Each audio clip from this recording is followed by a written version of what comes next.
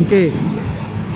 Kadang-kadang kan kawan ni bila dia pinjam barang kawan dia, ataupun dia pinjam barang pada kawan kepada kawan dia, ataupun dia pinjam barang pada kawan kepada kawan kepada kawan kepada kawan dia, berapa banyak kali kawan dah, dia lupa yang barang tu adalah temporary je dekat tangan dia. Tapi dia buat macam barang tu barang dia punya. Contoh, macam saya tengah pinjam motor kawan kepada kawan saya. Kalau ikutkan hati saya ni, nak je saya pulih macam out meter kan, seolah-olah macam motor ni Ana yang punya.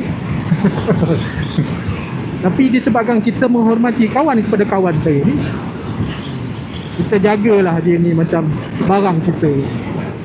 Bukan senang nak dapat kawan macam gini tau.